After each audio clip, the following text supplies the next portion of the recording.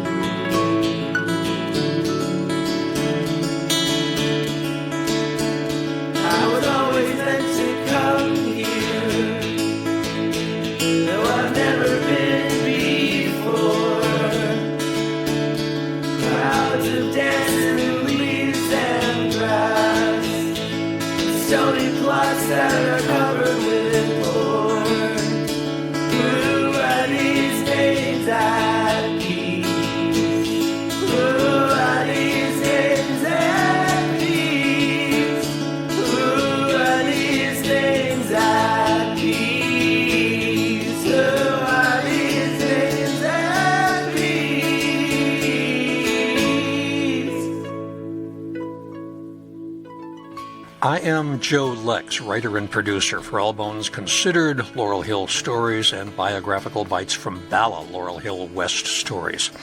My email, jrlexjr1947@gmail.com. The idea for this mid-August Biographical Bites from Bala came while I was developing the Ashes to Ashes tour at Laurel Hill West Columbarium. I guess it was late last year. I discovered this cluster of European musicians who made their careers in Philadelphia due to various political turmoils in Europe, especially the rise of National Socialism. Tympani player Oscar Papa Schwar came from Germany in the first part of the 20th century. Leopold Stokowski considered him the best kettledrum player he had ever heard. Wilhelm von Wymetal came from Austro-Hungary, dueling scar and all, to New York City, where he introduced and produced more than a dozen new operas at the Metropolitan. He also traveled to Hollywood and directed operatic scenes in the movies that starred Nelson Eddy and Jeannette McDonald. Jani Szántó was a Hungarian violinist who made it to Philadelphia with the help of his friend Pope Pius XII. Along the way, Jani briefly owned the 1702 Stradivarius violin known as the Lord Borwick.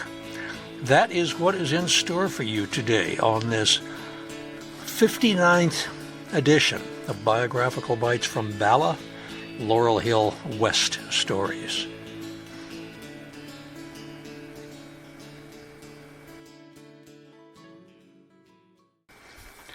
Biographical Bites from Bala, Laurel Hill West Stories number 59, Part 1. Oscar Papa Schwar, 1875-1946. Kettledrum virtuoso.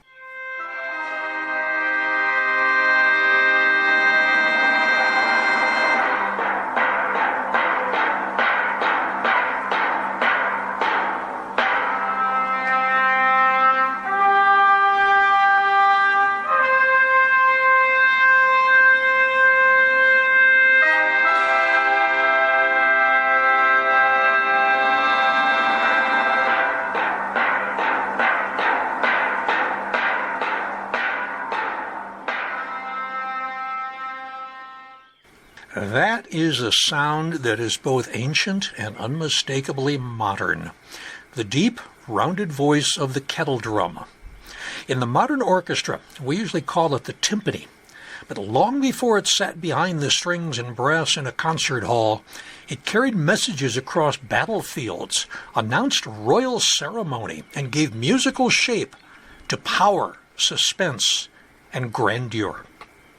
The word timpani comes through Italian, from Latin tympanum, and Greek tympanon, meaning a drum or something struck.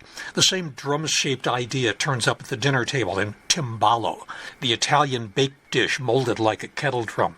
The same root gives us tympanic membrane, a medical name for the eardrum, a thin, stretched membrane that vibrates with sound, much like the head of a drum.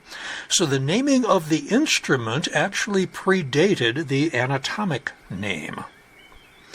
Unlike most drums, the kettle drum can produce a definite pitch. That means the instrument can do more than mark rhythm. It can support harmony, color a chord, lead a dramatic entrance, and sometimes speak with the authority of a solo voice. Think of the kettle drums as a missing link between percussion and the bass fiddle. Now, the basic design is simple, almost elemental. A skin or a membrane stretched over the bowl-shaped body, first made from materials such as clay or metal, and later, most famously, copper. Turtle shells and other natural bowls may have served as early resonating bodies for small drums, but they were too limited in size and control to become central to the kettle drum's evolution. For true timpani, clay and then metal, especially copper, proved far more useful. The kettle is not just a container for the head. It's the drum's resonating chamber. Copper bowls, especially large hammered copper bowls, tend to give timpani their warm, dark singing resonance, while fiberglass or lighter metal bowls produce a drier, less complex sound. In Greek and Roman myth, the word's ancestors appeared not as modern kettle drums, but as tympana, handheld ritual drums linked with Dionysus, Bacchus, and Cybele, whose followers used drums and cymbals and pipes to summon ecstasy, procession, and divine frenzy. Early relatives of the kettle drum appeared in several ancient cultures, but the instrument we recognize as a musical and ceremonial kettle drum is strongly associated with the Middle East. Medieval Arabic sources describe kettle drums of various sizes, and Persian and Islamic cultures helped carry the instrument across a wide geographic world. For centuries, these drums were linked with rank, ceremony, and command. Large kettle drums traveled with cavalry and military groups, sometimes mounted on horses, camels, or elephants. Their sound carried over distance, which made them useful for signaling. But their appearance mattered too. A pair of massive drums, lifted high, struck in public, was not just an instrument. It was a display of authority. In Europe, kettle drums were often paired with trumpets and became part of the sonic world of noble courts, military regiments, and public celebrations. Imagine the scene. Dawn on a cold plain, smoke hanging low over the camp, horses whinnying, stamping in the mud. Before the first shouted order carries across the field, the kettle drums speak. Two great copper bowls, strapped high beside a mounted drummer, answer the trumpets with a rolling thunder that can be felt in the chest. The sound is not a detailed message, not words or sentences, but command made audible. Gather, prepare, advance. Soldiers turn toward it. Horses lift their heads. Across the distance, the drum beat tells everyone that authority is present and movement has begun.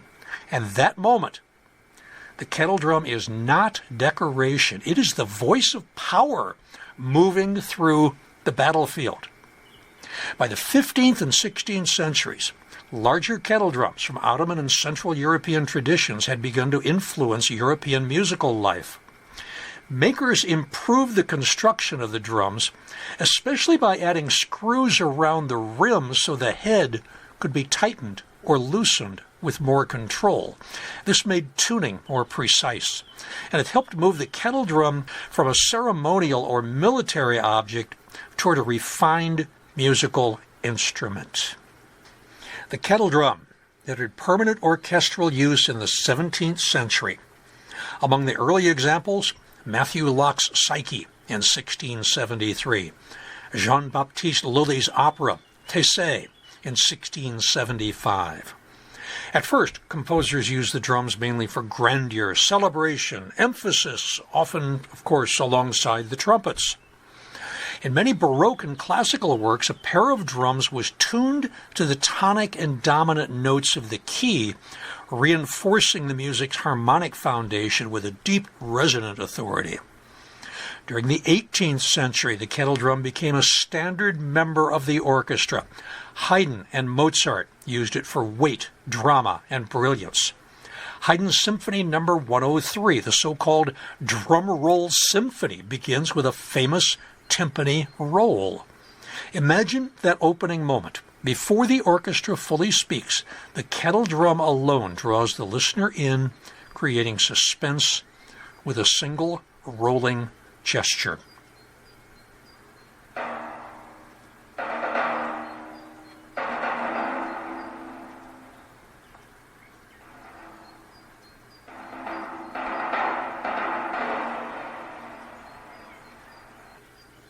In the 19th century, the role of the kettledrum became more independent and expressive. Ludwig van Beethoven was especially important in expanding what the instrument could do. He used the timpani not only for emphasis, but also for rhythm, color, and thematic character. One especially thrilling example, one of my favorites, comes in the second movement of the Ninth Symphony, where the kettledrums drive the movement with unmistakable force.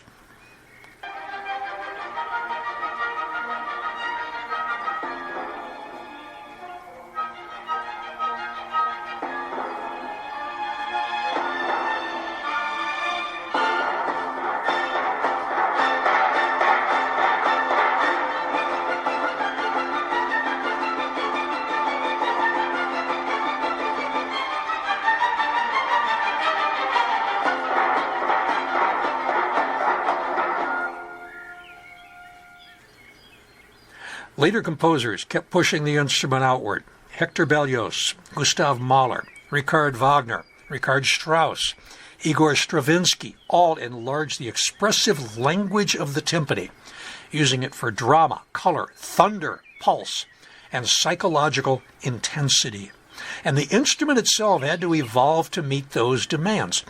Early kettledrums were tuned by tightening the ropes and straps and screws, and the systems worked, but changing pitch during a performance was slow and difficult. As orchestral music became more harmonically adventurous, composers needed faster and more accurate tuning. In the 19th century, mechanical tuning systems appeared, eventually leading to the pedal timpani. With a pedal, the player could change pitch quickly with the foot while keeping the hands free to play. A single pedal usually gives each drum only about a fifth or sixth of range, not a whole keyboard's worth. So timpanists use several differently sized drums. Each is tuned to the part of the musical register where it speaks best. Some performers will use 6 or even 8 drums. Each of them is prepared for a different note or range of notes. For example, a 26-inch timpani might speak best from about B-flat 2 to F3, while a larger 29-inch drum might cover roughly F2 to C3, giving the player both a middle voice and a darker lower register. Modern timpani usually have bowl-shaped copper or brass shells with calfskin or synthetic heads. The foot pedal changes the tension of the head and therefore the pitch. The tension across the head has to be even for a steady tone. Skilled timpanists use different mallets, different striking areas, various rolls, dampening techniques, and pedal effects to create an astonishing range of tones, thunderous attacks, soft sustained resonance, dark murmurs, bright articulations, and everything in between. Now the move from fixed drums to responsive instruments changed the timpanist's job. More tension at a higher note, less tension at a lower note. A skilled timpanist listens for a reference pitch, adjusts by ear, follows the harmony, and controls the ringing with careful damping so the sound does not blur. In performance, tuning becomes choreography, listening, pedaling, striking, stopping the resonance, all in real time. Watch a timpanist on a complex song sometimes, and you will see somebody moving smoothly throughout this various process, this choreography. And then there are the mallets. Well, they may look simple, but for a timpanist, mallets are part of the voice. Early kettle drummers often used hard wooden sticks or beaters. They produced a sharp, commanding sound. It was suited to outdoor ceremonies, military signals, royal processions. Well, that bright attack could cut through trumpets and other loud instruments, but did not always blend smoothly with the developing orchestra. So as the kettle drum moved indoors into opera houses and symphony halls, players needed more colors. By the 19th century, softer mallet heads became increasingly common. Sponge-headed mallets, felt-covered mallets made smoother rolls, warmer attacks. More blended orchestral sounds now became possible. Piano felt was especially important because it allowed players to create mallets of different thicknesses and hardnesses, opening many shades of sound. Piano pads had to survive tens of thousands of poundings, and differed from ordinary felt because it was denser, more resilient, more acoustically controlled, firm enough to give definition, but elastic enough to produce warmth, making it ideal for timpani mallets that needed many shades between a wooden strike and a soft roll. Modern timpanists usually own several pairs rather than relying on one kind of mallet. Hard mallets, sometimes made with wood, leather, or tightly wrapped felt, produce a crisp, articulate sound for rhythmic passages or music that needs a strong attack. Medium felt mallets are general-purpose tools, balancing clarity with warmth. Soft felt or flannel mallets create a rounder tone, ideal for quiet rolls, lyrical passages, moments when the timpani blends into the orchestra instead of standing apart. The construction of the mallet also shapes the sound. Shafts may be made of wood, bamboo, or synthetic material. Heads may have a core of wood, cork, felt, or other material wrapped in felt, flannel, leather, or other coverings. The small, hard head gives definition. The larger, softer head produces the broader, darker tones. Choosing a mallet is a musical decision, much like a string player choosing bow pressure, or a wind player choosing embouchure and articulation. The tool shapes the phrase. Although the kettle drum often supports the orchestra rather than standing alone, certain works have made it famous by placing it in an exposed or memorable role. These moments show that the timpani can do far more than add volume. It can create suspense, announce a theme, shape rhythm, and even act almost like a melodic solo instrument. Think again, Haydn Symphony No. 103, where the drum roll nickname comes from that opening timpani roll. Berlioz in Symphonie Fantastique uses timpani for dramatic color and thunder-like effects, treating percussion as part of the story itself.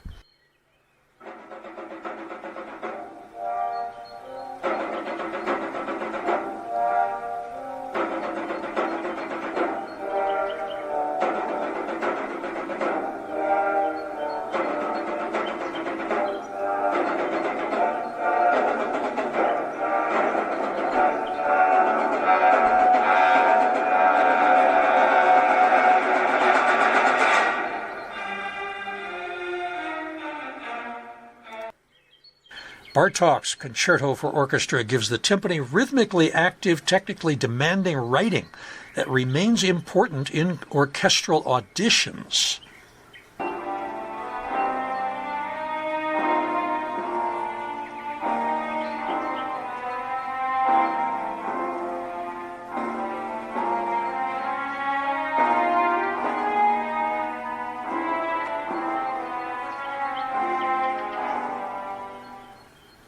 And Britten's Young Person's Guide to the Orchestra gives the instrument a clear featured variation, introducing it as a solo orchestral voice.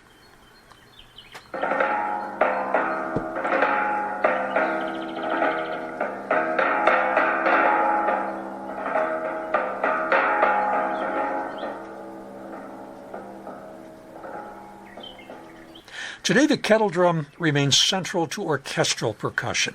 It appears in symphony orchestras, opera pits, concert bands, film scores, and contemporary ensembles. Its long history explains its unusual character. It is ancient and modern, rhythmic and melodic, ceremonial and expressive. From medieval battlefields and royal courts to the concert hall and recording studio, the kettledrum has remained one of music's most powerful instruments. Even the materials continue to change. Many kettledrums today use synthetic heads rather than animal skin, making vegan alternatives available for modern performers. In popular music, kettledrums are less common than drum kits or electronic percussion, but they still appear when producers want drama, suspense, grandeur, or a cinematic atmosphere. A timpani roll or a deep sampled strike can instantly suggest ceremony and power, proving that the instrument's ancient associations still speak to modern listeners. The kettledrum never became a standard rock instrument. Most roadies are thanking their lucky stars for that they didn't have to haul kettle drums around with everything else. It did make guest appearances when bands wanted something grander than a drum kit. Now, most studios do not just keep a set of timpani lying around. There are exceptions to that. But most recording studios can't afford to use such a specialized instrument, to keep such a specialized instrument for everybody. So they have to bring in timpanists from the outside for the most part. Back in 1961, singer Gene Pitney had a hit with the Burt Bacharach song, The Man Who Shot Liberty Valance. Terrific song. There was a movie of the same name. The two had nothing to do with each other. The song was not in the movie.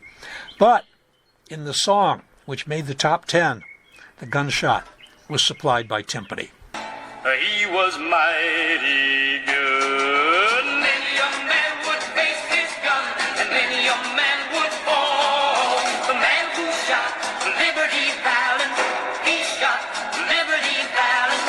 He was the bravest of them all. Ringo Starr backed the Beatles in Every Little Thing and half a dozen other songs, including A Day in the Life and Strawberry Fields Forever. A lot of the timpani on Beatles songs was hired help.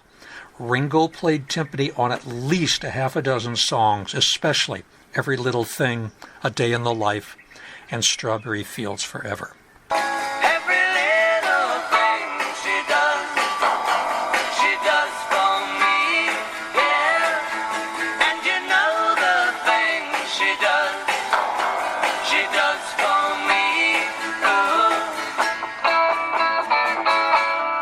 Every little thing, every little thing. Led Zeppelin's John Bonham used timpani less like a classical timpanist and more like a rock drummer. He expanded the size of his kit, big strokes, theatrical attacks, and a taste for turning a turned drum into thunder. And The Who's Keith Moon took the idea even further toward theater. In his hands, extra percussion was not there for orchestral refinement, but for explosion, color, comic book drama. Made the drum kit feel less like a rhythm section and more like a battlefield. So-called progressive rock groups used it for symphonic drama. Performers from Jethro Tull to the Allman Brothers reached for it when they wanted thunder, ceremony, or a sudden orchestral shadow inside of popular music. Now you're thinking, yeah, right, the Allman Brothers. Go back, listen, pull out Eat a Peach, Mountain Jam, Butch Trucks. Before you hear Duane Allman's guitar, you're listening to Butch Trucks play his kettle drums.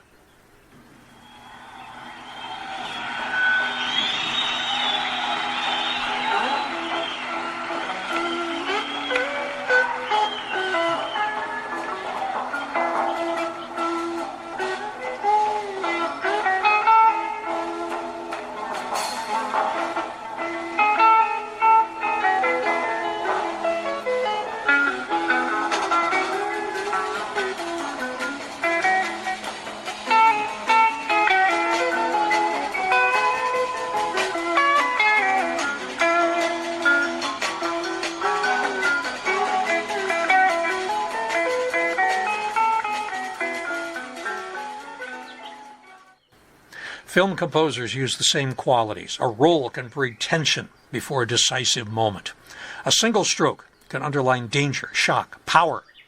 Because timpani produce definite pitches, they can also reinforce harmony. Their long connection with ceremony, battle, royalty, heroism, and large-scale conflict makes them one of the great dramatic tools of the orchestra. And if the kettledrum sounds familiar even to people who never go to symphony concerts, that may be because it has spent a second life in cartoons. A single timpani stroke can become a giant's footstep, a pratfall, a door slamming in doom, or the thunder under a villain's entrance. A roll can make a staircase tumble, a chase panic, or an earthquake rumble. In the cartoon orchestra, the kettledrum is not just an instrument. It is a sound effects machine with a very good sense of drama. And that brings us to Oskar Papa Schwar, just like Schwartz without the Z on the end. Oskar Schwar was a German-born musician whose life connects the European kettledrum tradition to Philadelphia's orchestra history.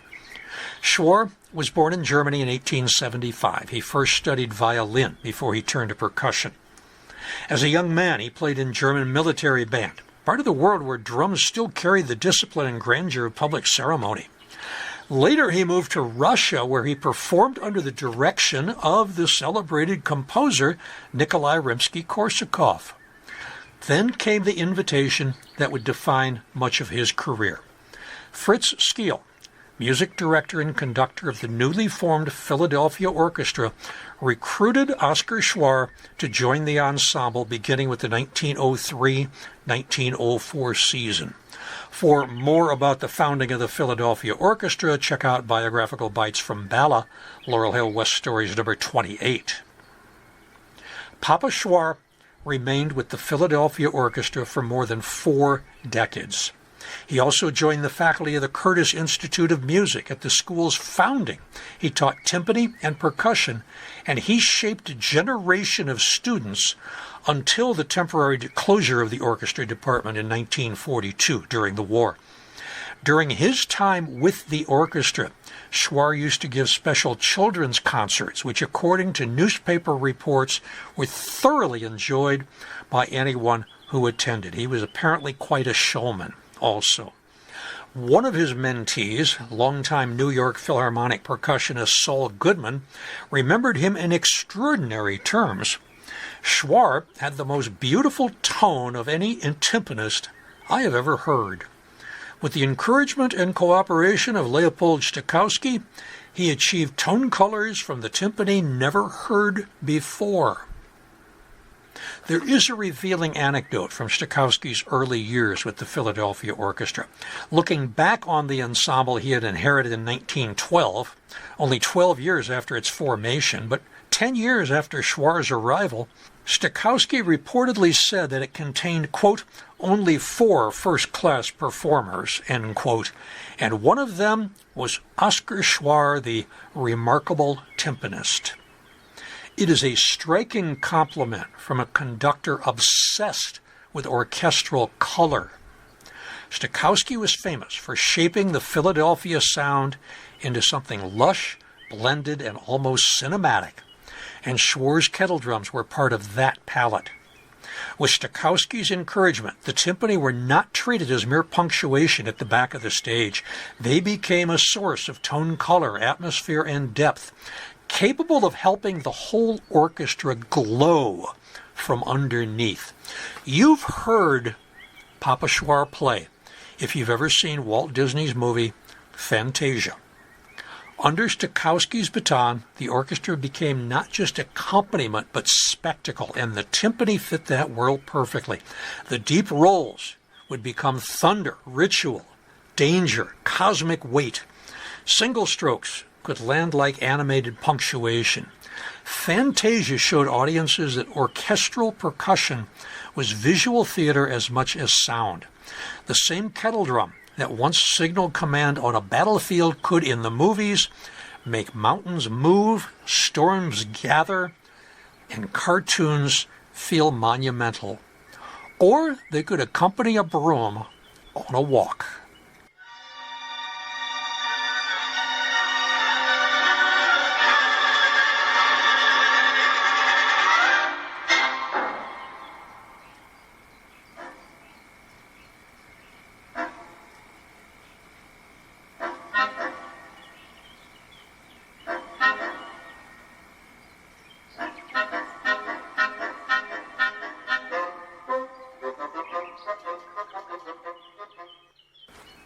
Part of the so-called Philadelphia sound was because of Papa Schwar's kettledrums.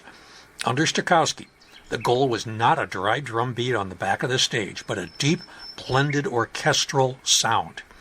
For Oskar Schwar, that means the kettledrum could act like a bass voice, tuned carefully, struck with the right mallet, allowed to resonate just enough, and then damped before the sound clouded the harmony. In that sound world, the timpani did not merely announce climaxes. They helped create the famous Philadelphia glow. Now that description points directly to the German school of timpani playing. This tradition values a warm, deep tone, full and resonant rather than dry or sharp.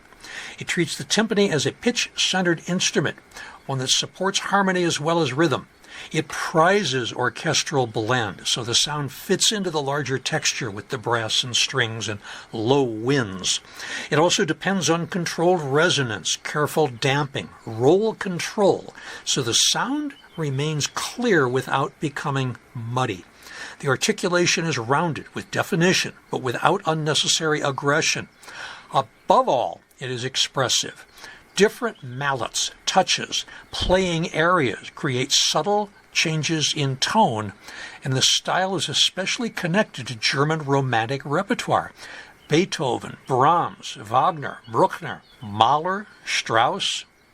German-style instruments, often associated with Dresden-style pedal timpani and large copper bowls, favor that dark, singing sound.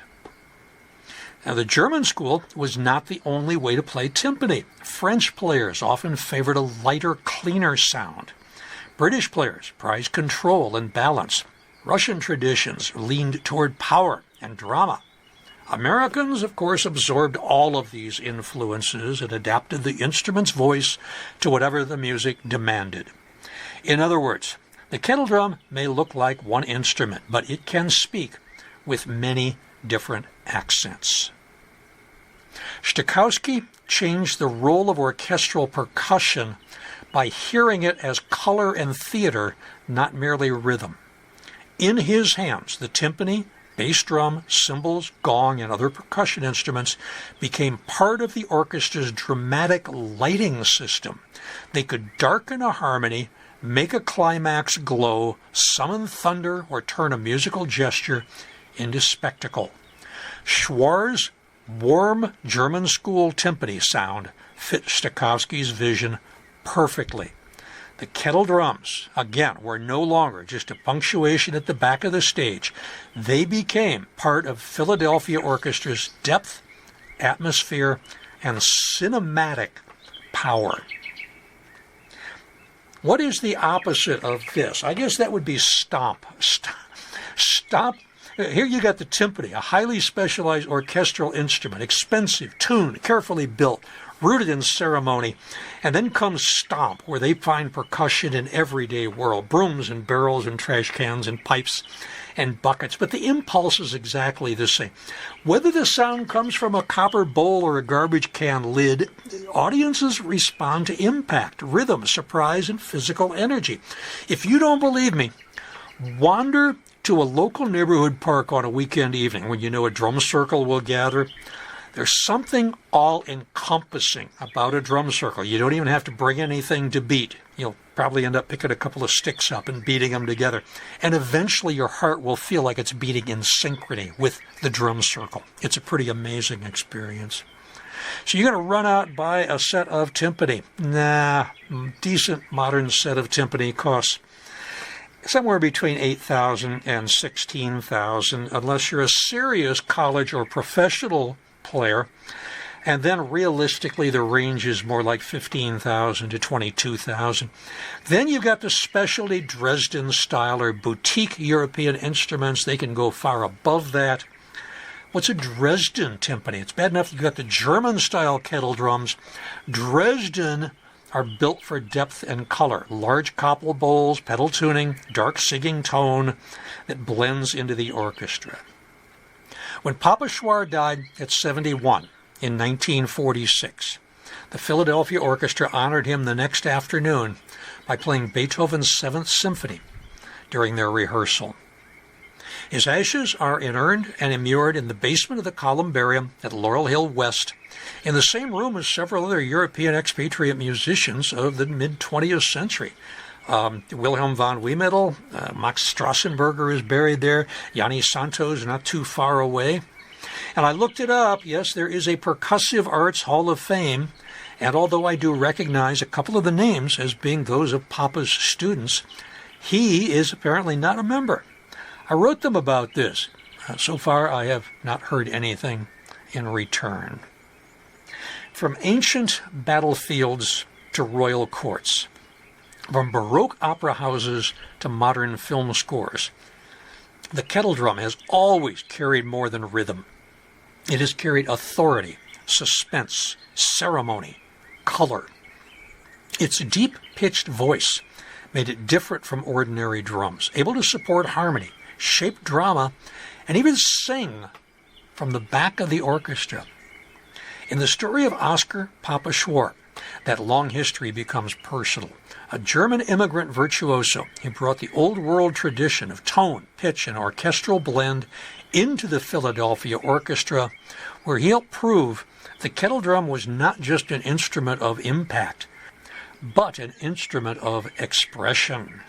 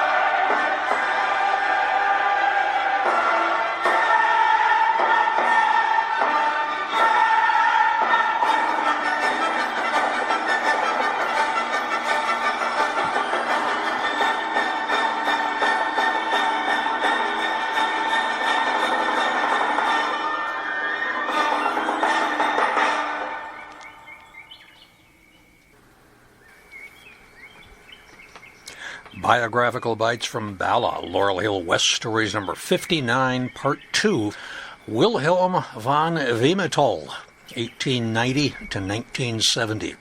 Opera for Everyone. What a striking name, especially for an opera magnate, Wilhelm von Wymetal. Only as he established himself in New York and Hollywood, the Wilhelm became William and then Willie, and von Wymetal blurred into Wymetal. So he became Willie Wymetal instead of Wilhelm von Wymetal.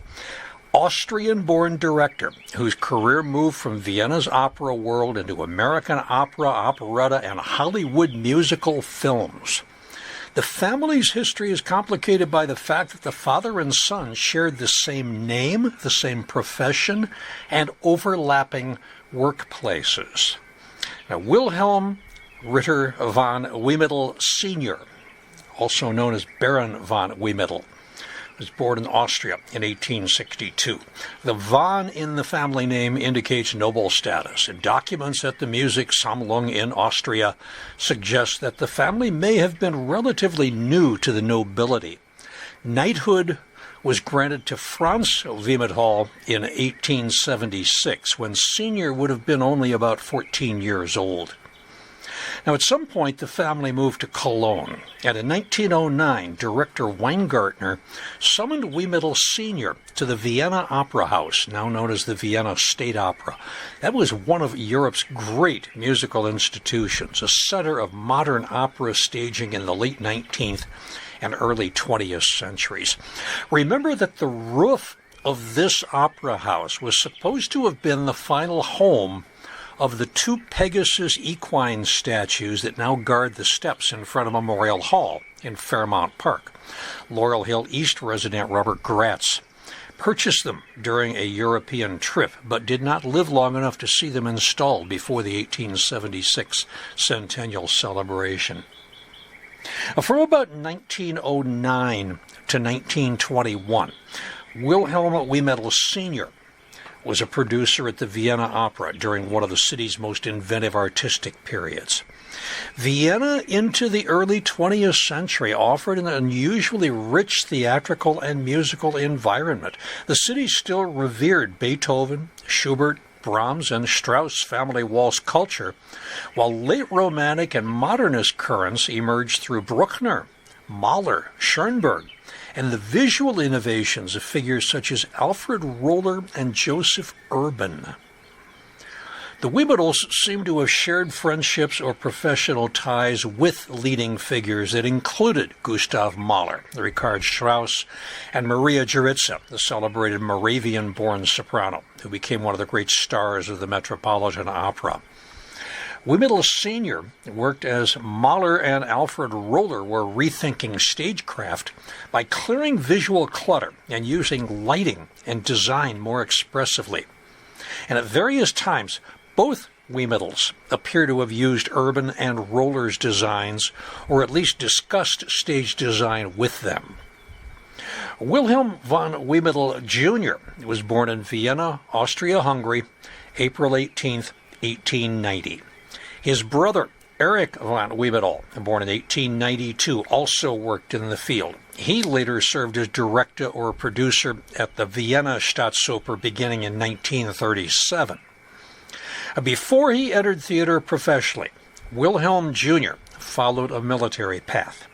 He attended military school, probably the Austrian National Defense Academy in Vienna, and he served in the Austro-Hungarian army during the Great War.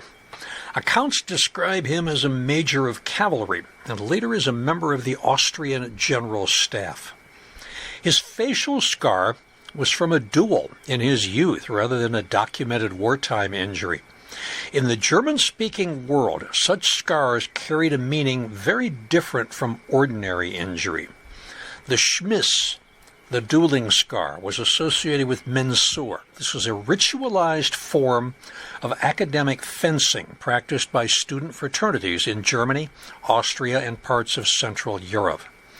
Participants stood at a fixed distance, protected much of the body, and were expected not to flinch as sharpened blades struck exposed areas of the face or head. In other words, they allowed themselves to be cut and permanently scarred as a sign of masculinity. By the 19th and early 20th centuries, these scars had become visible signs of elite education, masculine self-control, courage, and social standing, especially among university men, aristocrats, and officers. In Wymetal's case, the scar therefore fits the culture of Imperial Austria's officer and educated classes more than it suggests battlefield trauma. But the military background reflected Austria-Hungary's own contradictions. Austria-Hungary had shown its strength through centuries of Habsburg military power, dynastic diplomacy, cultural prestige, and its ability to govern a vast multilingual empire at the center of Europe. It remained one of Europe's great powers, but by the time of the Great War, it was overextended, multilingual, internally divided, and increasingly dependent on Germany.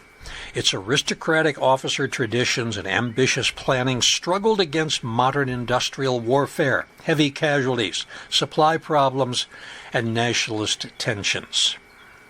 After the Great War, the dissolution of the Austro-Hungarian Empire, and the founding of the Austrian Republic in 1917, Wymetal Jr. turned more fully to music theater. He attended the Vienna Conservatory of Music and Dramatic Art, and he joined his father at the Vienna Opera. Now, after the war, the Wymetals began their move toward New York and the Metropolitan Opera. Wymetal Sr. went to America in 1921. Wymetal Jr. followed a few years later. Later, Sr. returned to Vienna to live full-time in the 1930s. That was almost a decade that he'd spent in America. He got back shortly before the start of World War II and the arrival of the Nazis. While he was at the New York Metropolitan Opera, Wymetal Sr. premiered 49 operas between 1922 and 1931. He also taught a course at the Curtis Institute of Music in Philadelphia. He'd previously taught dramatic arts in Vienna, worked as a stage manager at opera houses in Prague and Leipzig. Wymetal Sr. died in Austria November 11, 1937, at the age of 75. This was after an initially unsuccessful attempt to poison himself. Wymetal Jr. came to America. He followed in his father's footsteps as stage director. He worked at the Metropolitan Opera, starting in 1933 with Engelbert Humperdinck's Hansel and Gretel. He premiered 19 operas. On the Med Opera Research website, he is mentioned more than 175 times. He joined shortly after the Met had begun to broadcast Saturday afternoon concerts in 1931. This became a weekly network tradition, which continues to this day. Milton Cross was the longtime announcer that began with the early broadcasts. The Met used the broadcast to expand its audience during the Depression. It was while he worked at the Met that he encountered fellow Viennese scene designer Joseph Urban. Joseph Urban is a familiar name because he helped transform American stage design from painted scenery into a more unified visual art. Trained as a Viennese architect and designer, he brought European modernist ideas about color, lighting, architecture, and total stage atmosphere to the United States. As an architect, his best-known work is the 1926 structure Mar-a-Lago. At the Metropolitan Opera, Joseph Urban designed dozens of productions and gave the company a more coherent visual identity. On Broadway, especially through the Ziegfeld Follies, he helped define the lavish architectural spectacle associated with American musical entertainment. For Wymetal, working with Urban connected him to one of the major figures who translated Viennese theatrical sophistication into American opera, revue, and musical theater. Wymetal Jr. also served as director of the Philadelphia Lyric Opera and director of the Curtis Institute of Music Opera Department. He later worked with the Mexico City Opera alongside scenic designer Diego Rivera, the Royal Opera of Stockholm, City Center Opera in New York, the San Francisco Opera Company, Chicago Light Opera, Houston Opera, and New Orleans Opera. At the Curtis, Wymetal directed the opera department. He staged the American premiere of Alban Berg's Wozzeck. Closely associated with Richard Strauss and Viennese operetta, he bridged opera, operetta, and American musical entertainment. Curtis opera productions in the 1930s and 40s were presented both under Curtis Opera Theater auspices and for larger public productions in major Philadelphia opera houses. The 1931 Wozzeck premiere took place at Oscar Hammerstein's Metropolitan Opera House on North Broad Street. Wozzeck was indeed controversial. Its bleak subject, expressionist style, and atonal, psychologically intense score had made it one of the most debated operas of post-war Europe. So presenting its American premiere in Philadelphia was a bold modernist statement as well as a Curtis milestone. November 1935, Wilhelm von Wymetal Jr., wife Hilda, and daughter Charlotte ended their peripatetic ways, and they emigrated permanently to the United States. They arrived in New York on a ship named the President Harding. This was both a career migration and an escape from a collapsing European order. Available sources suggest career opportunity in worsening Central European politics, but do not document formal personal persecution. Wymetal was neither a Jew nor a political activist, nor a producer of decadent musicals, but he became a U.S. citizen in 1938. Opera traditionally centers the trained singing voice and continuous musical structure, while musical theater more often balances songs with spoken dialogue, dance, popular styles, and commercial storytelling. Their crossover is especially strong in operetta, the lighter European stage form that sits between grand opera and the modern musical. Viennese operetta, Gilbert and Sullivan, and later American works helped create a bridge from opera houses to Broadway and Hollywood. They brought together memorable melodies, comic plots, romantic spectacle, spoken scenes, features that musical theater would develop further. His European training gave him authority in opera staging, and that same expertise made him valuable in Hollywood musicals and civic light opera, where studios and theaters wanted classical polish to serve broader popular audiences. His Hollywood work in the 1930s and 40s drew on that expertise. Studios used him to make opera and operetta convincing on screen, and he contributed to films including Rosemarie, Maytime, Two Sisters from Boston, San Francisco with Clark Gable, I'll Take Romance with Grace Moore, and The Phantom of the Opera with Claude Rains. His value was not primarily as a composer, but as a director, stager, and choreographer who brought European operatic discipline to Golden Age movie musicals. Wymetal had a special relationship with Nelson Eddy and Jeannette McDonald, but it appears to have been professional rather than personal. Eddy and McDonald were MGM's celebrated singing screen pair, famous for operetta-style romances that joined classical vocal technique with popular Hollywood storytelling. Nelson Eddy had started his career in opera, while Jeannette McDonald, who grew up on Arch Street in West Philadelphia, became an opera singer after her film career. Wymetal's role was to help make the operatic and theatrical portions of those films credible. In practical terms, he helped frame McDonald's soprano image and Eddy's baritone presence with a believable world of opera houses, rehearsals, formal musical performance, and European theatrical manners. And McDonald and Eddy were not simply ordinary musical stars. Their films sold a fantasy of refined romance through trained voices, period settings, and operetta conventions. Rosemarie, starring McDonald and Eddy, became one of their best-known films, and their duet, Indian Love Call, became a signature number for the pair.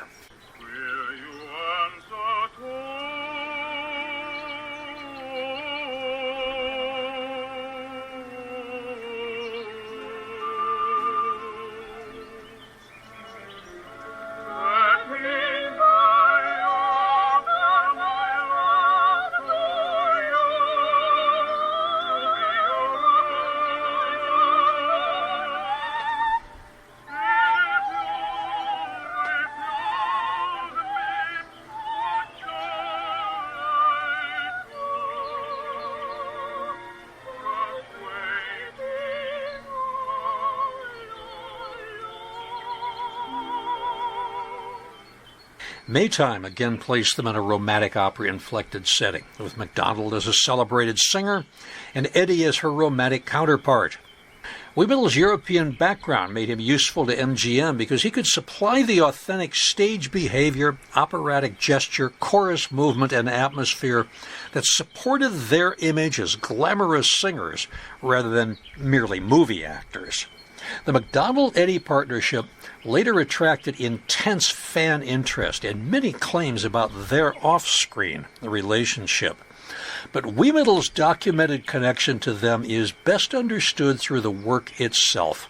He was part of the MGM production machinery that translated opera and operetta into film language.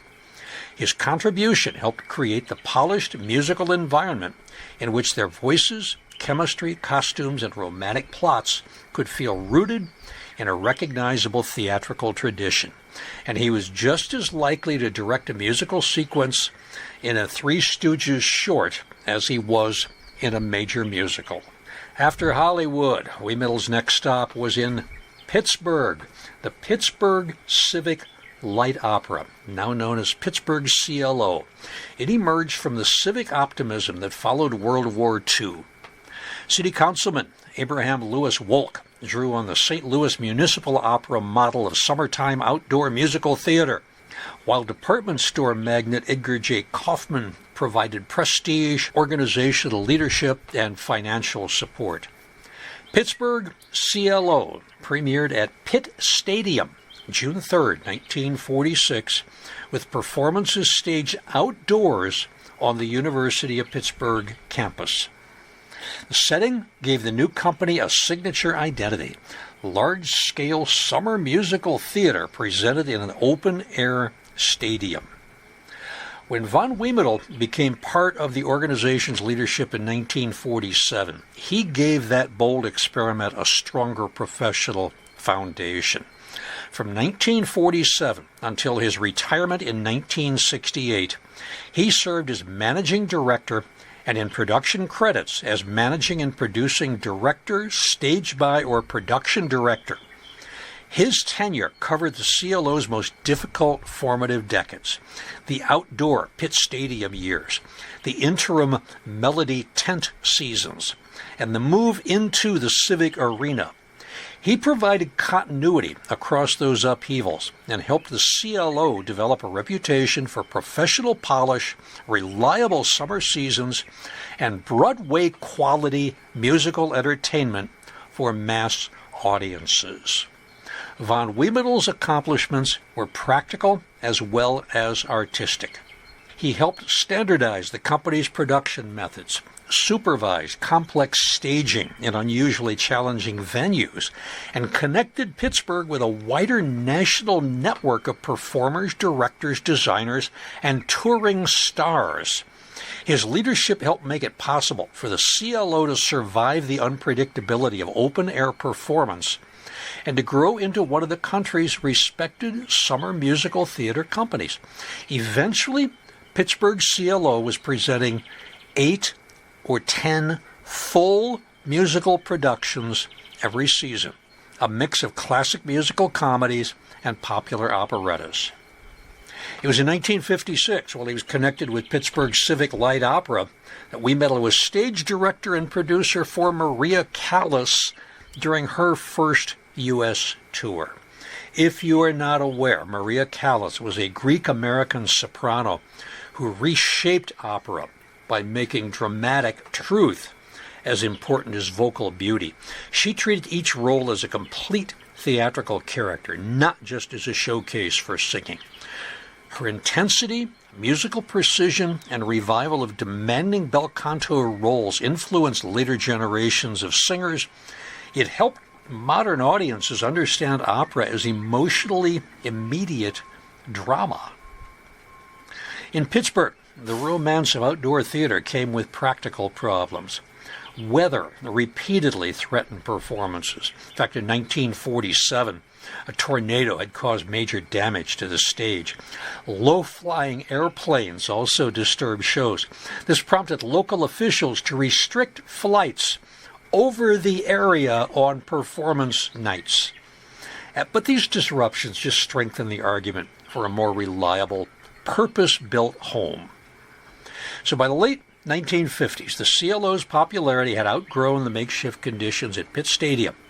Ground was broken in 1958 for a new civic arena in the Lower Hill District, a facility closely associated with the CLO's needs and ambitions. Now, while construction proceeded, the company moved in 1959 to the Melody Tent, a temporary venue near the arena site. Von Wymetal's steady management was especially important during this transition because the company had to preserve audience confidence, maintain production quality, and bridge the organization from its stadium origins to a modern indoor-outdoor civic venue. Finally, the CLO moved into the Civic Arena in 1962. The building's retractable roof was central to its identity. It promised audiences the atmosphere of theater under the stars with far greater protection from rain and other disruptions. The arena also placed the CLO within Pittsburgh's broader urban renewal story, especially the redevelopment of the Lower Hill District. During the 1960s, Civic Arena years brought heightened visibility and larger scale productions. Von Wymetal's leadership helped the CLO make full use of the arena's possibilities while retaining the company's Under the Stars identity. The CLO presented familiar music theater titles and star-driven reviews. Annie Gets Your Gun, Guys and Dolls, South Pacific drew audiences from across the region. The company's reputation grew as one of the country's important summer musical theater producers, capable of combining popular appeal with professional production values. The evolution of CLO's repertoire is best understood as a gradual shift from the older language of light opera toward the newer American language of musical comedy and Broadway musical theater. The company's name preserved a late 19th, early 20th century identity associated with operetta, but its purpose was to fill large summer venues with accessible, professionally staged musical entertainment. Von Wymetal helped manage that transition by translating light opera's values: melody, spectacle, vocal polish, ensemble discipline, civic accessibility, into the language of American musical comedy. And by the 1960s and early 1970s, the balance had shifted increasingly toward mainstream Broadway repertory. Anecdotes about celebrity comics abound. They show how far the CLO had moved from its old-style operetta into modern show business musical comedy. Phil Silvers, already identified in the public mind with fast-talking Broadway and television comedy, represented the kind of star personality that CLO could use to energize a large house. His appeal depended less on operatic vocal display than on timing, pattern, and audience rapport. Jackie Gleason offered a different version of the same development, known nationally as the Great One. He brought the aura of television, nightclub comedy, and popular musical to the musical theater stage, illustrating that by the Civic Arena years, CLO's light opera label had expanded to include entertainers whose fame came from the broader world of American popular culture.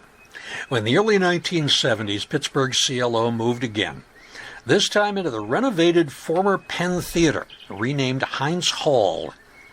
Pittsburgh CLO's own chronology places the move in 1972. Some later summaries describe the transition as 73. Either way, the shift marked a decisive move from stadium and arena spectacle to a more traditional downtown performing arts setting. By 1975, the CLO had completed a remarkable three-decade transformation. It had begun as a post-war civic experiment at Pitt Stadium, survived the vulnerabilities of outdoor production, helped inspire one of Pittsburgh's most distinctive modern venues, and then settled into the city's developing downtown cultural district. Much of that transformation had been secured during von Wymetal's 1947-68 leadership, when he raised production expectations, stabilized the organization through the venue changes, and helped define the CLO as a professionally run musical theater company rather than a seasonal novelty. Other biographical details reinforce his image. He was a cultivated, old-world theatrical figure. Talk about a stereotype. He had a dueling scar. He wore jodhpurs and riding boots on the set. He carried a riding crop at rehearsals, and he could swear at you in 7 different languages. These details fit the broader picture of an Austro-Hungarian officer class background translated into the discipline and theatrical authority of opera staging. The jodhpurs, the riding boots, the crop, not merely a personal eccentricity. This is part of a recognizable early 20th century theatrical directorial authority costume. Half cavalry officer, half old Hollywood taskmaster. Shortly before his death, Austria honored him with the Grand Cross, or the Grand Decoration for Science and Art, described in the notes that I saw as the highest civilian award that Austria could give. Wilhelm von Wymetal died of a heart attack at Lankenau Hospital in Wynwood, Pennsylvania, November 7th, 1970. He was 80 years old. He was cremated, his ashes were inurned and immured in the columbarium at Laurel Hill West. In his own way, Wilhelm von Wymetal was the stereotypical product of Imperial Vienna. Former Austro-Hungarian officer, dueling scar, an émigré opera craftsman, whose European theatrical skills translated powerfully to American opera, operetta, civic light opera, and Hollywood musical cinema. No, he does not have a star on the Hollywood Walk of Fame, but he has a niche in the sanctuary of remembrance with fellow musicians Max Strassenberger and Otto Schwar. Biographical Bites from Bala, Laurel Hill West Stories, number 59, part 3, Jani Szántó, 1887-1977. Violins, Exile, and Hope. One of those turning points in history, Munich, 1933. Adolf Hitler is elected Germany's chancellor. Hitler's musical taste was not especially subtle. He adored Wagner, revered the heavy furniture of the German canon, and mistrusted almost anything that was modern or urban or ironic, or Jewish or jazzy or cosmopolitan.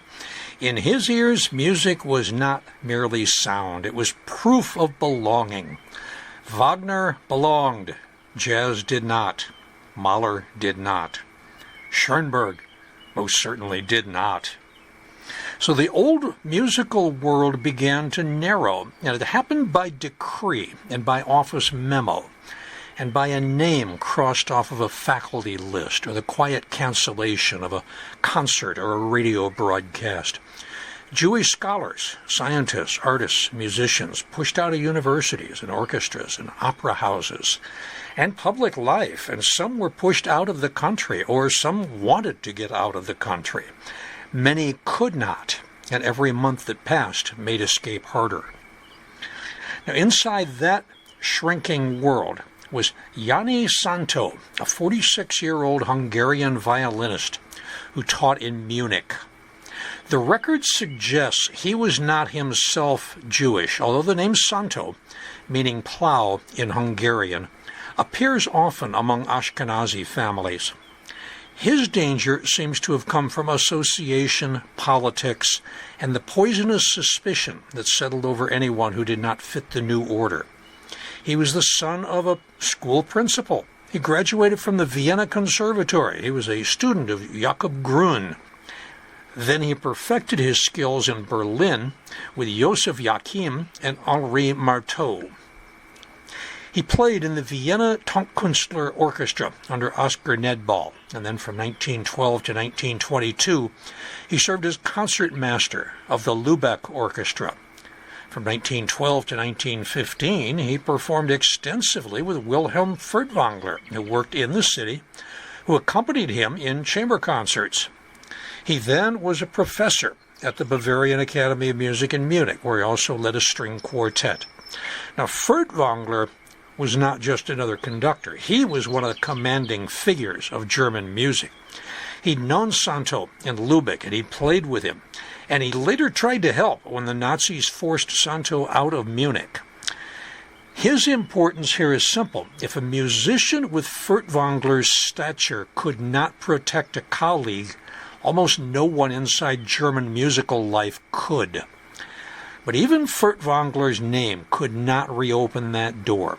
By 1933, music was no longer only music. It had become paperwork, loyalty tests, race law, and fear. 1933, Szántó was forced into retirement from his Munich professorship. Appeals by Furtwängler and Richard Strauss could not save his post. Before Munich was taken from him, Szántó had built a thoroughly Central European career. He was born János Szántó, S-Z-A-N-T-O, with accents over the A and the O, on May 10, 1887, in Nitra, which is then in the Kingdom of Hungary.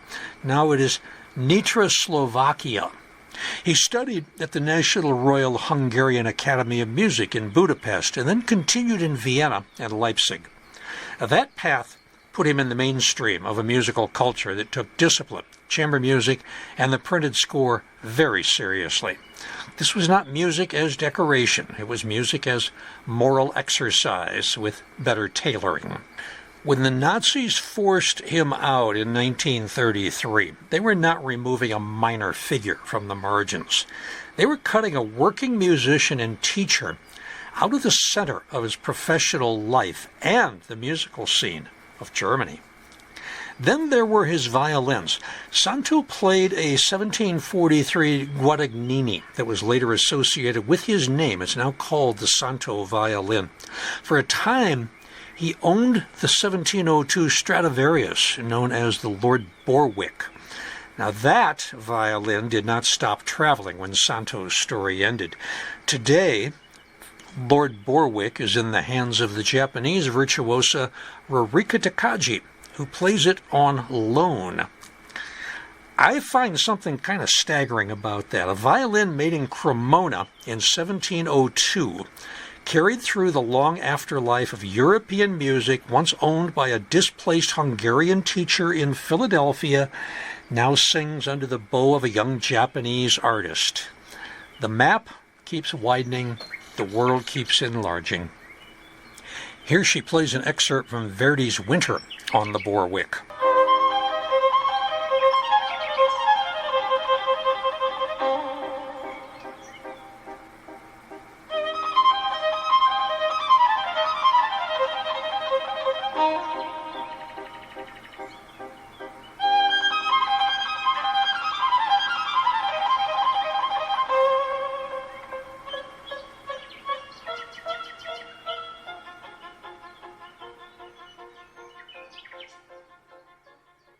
Why were instruments from Cremona around this time so prized? Instruments like the Stradivarius.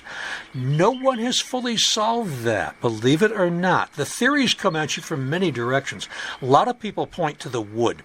Alpine spruce and maple, perhaps cut from trees that grew slowly during the colder years of the Little Ice Age in northern Italy. This gave the grain an unusual density and evenness.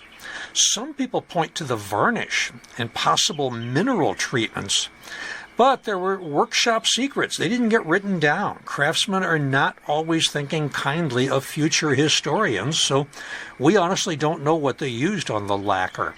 Other people point to the geometry, the arching, the thickness, F-holes, curves, tiny adjustments that Stradivari and the Guarneri family learned by hand over decades. The least mysterious answer may be the most important one. Very simply, that Cremona had a culture of instrument makers. There was Amati before Stradivari, Stradivari before Guarnetti, and there were apprentices and rivals and patterns and tools and ears and generations of correction to depend upon. And that is probably, it's that simple. They did it for so long, they got very, very good at it. This Hungarian virtuoso played his Italian violin with a healthy dollop of German traditions. The Italian tradition gave the violin its singing ideal. This is the Amati, Stradivari, Guarneri, Corelli, Vivaldi, Tartini, Vivaldi, Paganini. The lines should breathe, the tone should bloom, the violin should come as close as wood can come to the human voice. The German and Central European tradition gave Szántó another inheritance: Bach, Beethoven, Brahms, chamber discipline, structural thought, and a hard respect for the score. Put simply, the Italian violin sings. The German-trained musician makes sure the song has a spine. The Nazis understood the symbolic power of controlling culture. That is why they stole paintings and libraries, archives, furniture, Torah ornaments, manuscripts, and every musical instrument they could get their hands on a staggering scale. By many estimates, the Nazis looted roughly 600,000 works of art and cultural objects across Europe. Some were intended for Hitler's planned museum in Linz. Some slipped into private Nazi collections. Some moved through dealers. Some disappeared into salt mines, warehouses, train depots, and that most convenient hiding place, poor paperwork. Even today, thousands of pieces of artwork are still being reunited with relatives of their prior owners. And one of these days, I will tell the story of Monuments Man Lamont Moore. Yes, we have a Monuments Man buried at Laurel Hill East, so I will have to tell that story. Now, music was policed, too. Nazi critics decided music was degenerate or too Jewish, less by listening than by sorting. Who wrote it? Who published it? Who played it? Did it sound modern, dissonant, urban, international? Was it touched by jazz? Did it belong to the Weimar world they hated? If the answer was yes, they had their verdict ready. Taste came afterward, carrying a briefcase full of race theory. Jewish musicians were dismissed, concerts were canceled, Mahler, Mendelssohn, Schoenberg, and other composers became targets of race theory dressed up as taste. The Nazis celebrated Beethoven, Bruckner, Wagner, and the Grand German inheritance, while they decided who was allowed to claim that inheritance and who had to be pushed outside the door. For a musician, that is not an abstract insult. It means no post, no stage, no students, no income, and maybe no passport. For a refugee musician, an instrument could become livelihood, memory, credential, and last possession. A violin case was not sentimental luggage. It could be the difference between arriving in a new country as a musician and as one more displaced person with a past no one could verify. Getting out still required money, sponsors, affidavits, visas, timing, and especially luck. A missing letter could trap a person. So could a suspicious official. History is full of locked doors. Most of them were operated by clerks. We do not have a tidy count of how many musicians applied and were turned away because they were not recorded as asylum cases in the modern sense. They were caught in the ordinary visa machinery. What we can say is that roughly 1,500 refugee musicians made it to the United States between 1933 and 1934, while the broader refugee lines were enormous. In 1933 alone, more than 82,000 people were waiting for German quota visas. 1,241 people received them. By 1940, that waiting list of 82,000, it was now more than 300,000. In other words, the musicians who reached America were not simply talented. They were documented, sponsored, lucky, and early enough. Szántós own path out was slow and initially uncertain, but during his early European travels, he had befriended the Italian churchman Eugenio Pacelli. Early 1939, Eugenio Pacelli was elected Pope Pius XII, and that did help him get out of Europe. It looks like Pacelli used his influence to help Szántó get out of Europe soon after he was elected Pope. The record here is not as full as one would like. I wish I had more information on that, but that's the way it is with a lot of escape stories, especially from Central Europe. They come down to us with names and dates and favors and shadows and a lot of missing pages. And all we can say is that in 1939, Jani Szántó left mainland Europe, traveled through Great Britain, and made it to the United States with the help of Eugenio Pacelli, who was by then Pope Pius XII. So now he's in Philadelphia. He's in a townhouse in the Rittenhouse district. No, that's not where he's living. That's where he's working, 1617 Spruce Street. There's a plain old plaque out in front. It says Philadelphia Music Academy, 1870. That was Jani Szántó's American Harbor. The building had once been enlarged to fit classrooms. There was a small second-floor concert hall.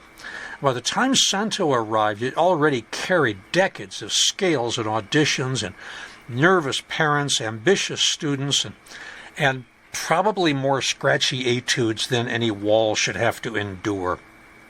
In 1942, with Europe and the United States still at war, Jani Szántó became president-director of the Academy. Now, this was not some grand marble temple. Its 1946 catalog still announced, with a straight face, institutional confidence, that it was Pennsylvania's oldest music school, chartered and founded in 1870. It offered day and evening courses. It led to certificates, diplomas, and degrees.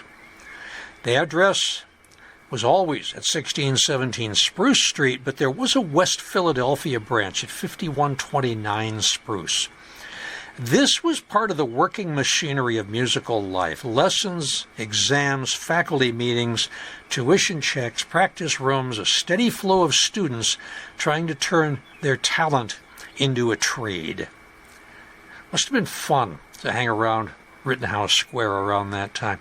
Streetcars, footsteps, doors, tuning fifths, piano chords leaking through the walls, teacher's pencil tapping on the stand, young violinist starting over for the fourth time because that phrase still has no spine. Someone upstairs is sawing away at the kreutzer. Someone else is trying to make a scale sound less like punishment. This is where Szántó's Central European training stopped being a biography and became daily labor, a bow hold, a corrected rhythm, a Beethoven line not allowed to sag. And one of the young players shaped in that orbit was Anshel Brussilov, born in Philadelphia in 1928. He studied with Szántó at the Philadelphia Musical Academy and earned his diploma there in 1947. Later, he became concertmaster of the Philadelphia Orchestra under Eugene Ormandy from 1959 to 1966. But Brussilov was not the whole legacy. He's merely the one whose name still catches the light. Szántó led the Academy from 1942 to 1962, long enough to shape not just a few lessons, but the habits of an institution. A 1965 Philadelphia Musical Academy yearbook is dedicated to him as President Emeritus. It says that when he arrived, he brought, quote, vast experience and wealth of musical knowledge, end quote, from Europe, and that under his administration, the Academy gained accreditation from the National Association of Schools of Music. It helps to know what else was nearby. The Curtis Institute, founded in 1924, was the jewel box. Small, severe, selective, built for the rare student already marked for the highest professional life. Settlement Music School, founded in 1908 out of the Settlement House movement, was the open door, community lessons, neighborhood service, access for children and adults who might never reach a conservatory lobby. The Philadelphia Musical Academy stood in between them, serious but not sealed off, old-fashioned in the best sense, practical enough to train working musicians. That middle lane suited Szántó. He'd come from Europe with a conservatory mind and a chamber musician's ear. But in Philadelphia, his task was not to preserve memory in glass. It was to hand it to students and make them play. Jani Szántó died in Philadelphia, March 24, 1977. His ashes are inurned and immured at Laurel Hill West Cemetery in Bala Cynwyd. While teaching in 1916, Jani's 4-foot-tall portrait was painted by the modernist Albert Aereboe, A-E-R-E-B-O-E. It is in the collection of the Museum Benhaus Dragerhaus in Lübeck, Germany, although it is not presently on display.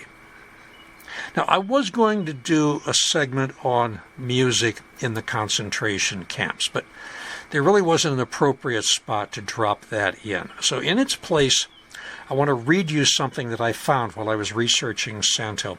It's a brief essay called The Violins of Hope, November 1st, 2016. It's written by Jacqueline Mendels Byrne. Copyright 2016, Jacqueline Mendels Byrne. Miss Byrne died in 2019. She was born in 1935. She was a Holocaust survivor.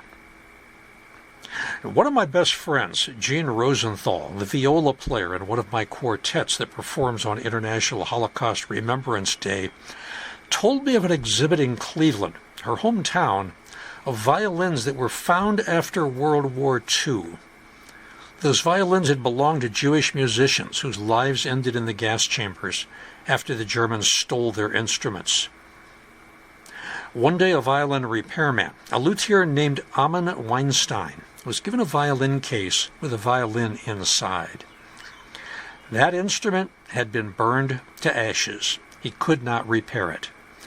However, about 10 years later, he started looking for violins that he might be able to repair. By now, he has 50 instruments in his studio workshop and has restored some of the instruments to produce a magnificent sound. During a visit with my friend Jean to Cleveland, we stayed at her parents' home. After welcoming me with open arms, we all went together to the Maltz Museum of Jewish Heritage.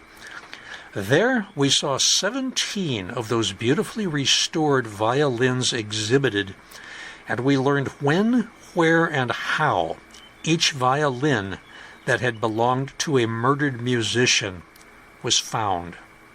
We heard a concert by the Cavani Quartet, which is in residence at the Cleveland Institute of Music. The first violinist played one of the restored instruments, the Auschwitz violin. And the music that was performed that night made me shiver, because I was thinking of the original owner who'd been murdered in a gas chamber at Auschwitz. The quartet played a piece by Erwin Schulhoff, who himself was killed in 1942. Listening to this music, composed by inmates in ghettos and concentration camps, makes you cry while thinking of the 6 million Jews who died in the Holocaust. The first violinist who knew me asked my permission to interview me as a Holocaust survivor and as a hidden child. I come from a family of musicians, some of whom survived either through Kindertransport or at the Sachsenhausen concentration camp. This musical background in my family is probably why my mother introduced me to the cello.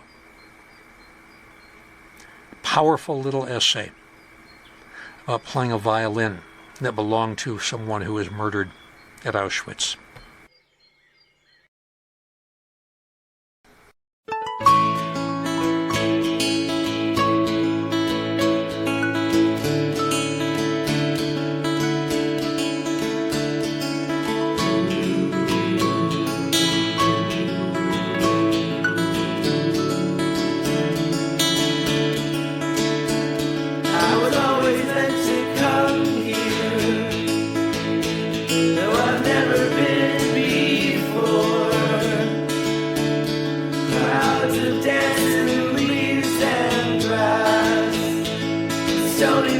That are covered with thorns. Through these days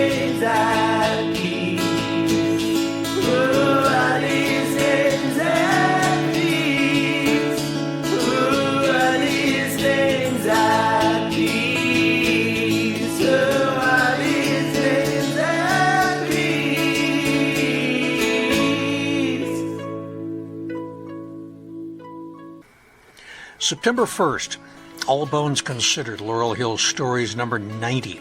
It's going to be Play Ball Part 4. Frank Fleer was a local confectioner who wanted very much to make chewing gum that could also blow bubbles. One of his employees discovered the trick a few years after Frank's death. Francis Richter was founder of Sporting Life magazine and remained its editor for a quarter century. His influence on the early game is immeasurable, and he is a member of the honor rolls of baseball at the Cooperstown Hall of Fame.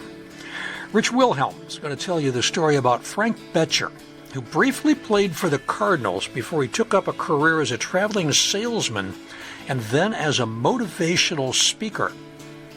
Joe Barry actually played under the name of Howard Barry as a football All-American at Penn and a champion pentathlete. In fact, he was the first person ever to win all 5 events at a pentathlon.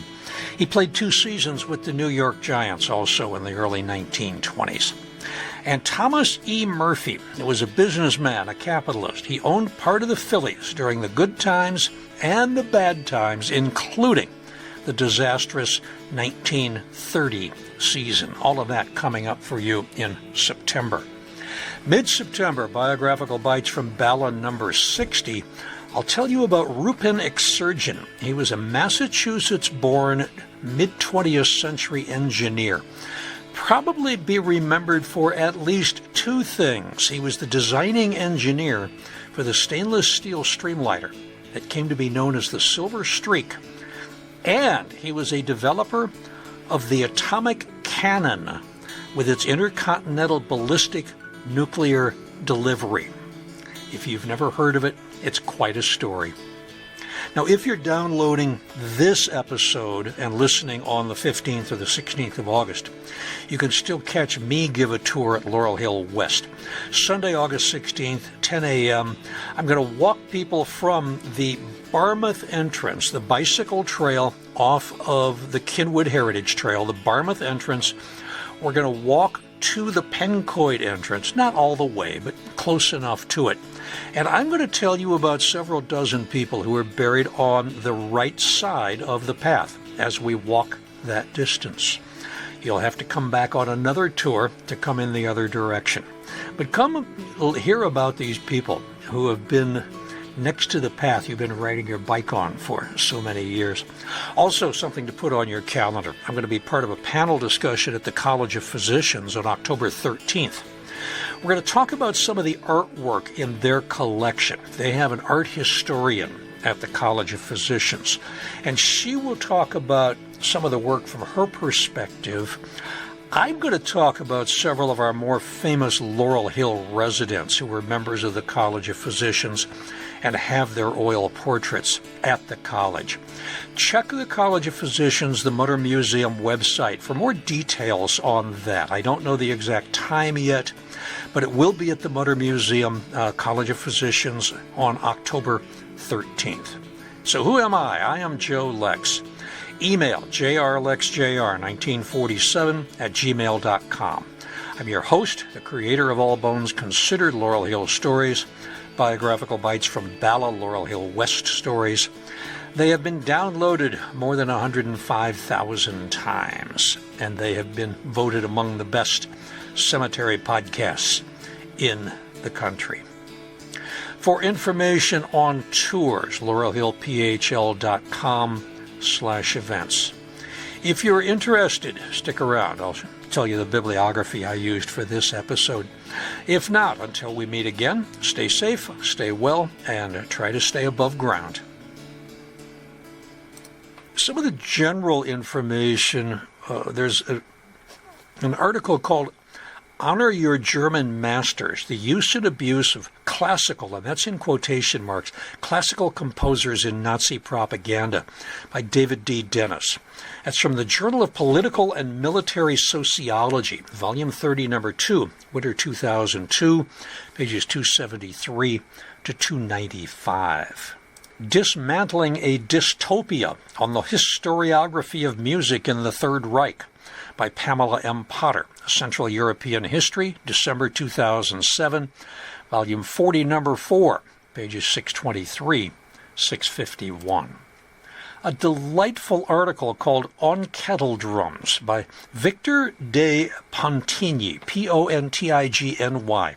It's from the Proceedings of the Musical Association, 1875-1876, second session, pages 48 to 57. If you want to hear how people were thinking about kettledrums 150 years ago, this is your article. Then there's The Great Kettledrums of the Artillery by Henry George Farmer. That's from the Journal of the Society for Army Historical Research, autumn 1948, volume 26, number 107, pages 94 to 105. Also several newspaper articles about Oscar Schwar, the first in 1904 and the last in 1946. As far as Jani Szántó, there was a brief article called About Violins by John D. Elwell. That was in the Aldine, volume 5, number 2, February 1872, page 36.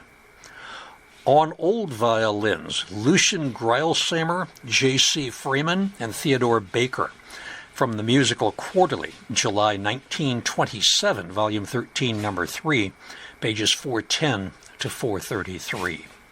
The Story of Philadelphia's Academy of Music, Music Educators Journal, January 1952, volume 38, number 3, pages 32 through 35, plus 60. How Not to Make a Stradivarius, Thomas Levinson, The American Scholar, summer 1994, volume 63, number 3, pages 351, 378. A graduate thesis, The Refugee Musician is Now a Part of Us, Musical Exiles in Mark Brunswick's National Committee for Refugee Musicians, 1938 to 1943, by Jamie Markle Kurland.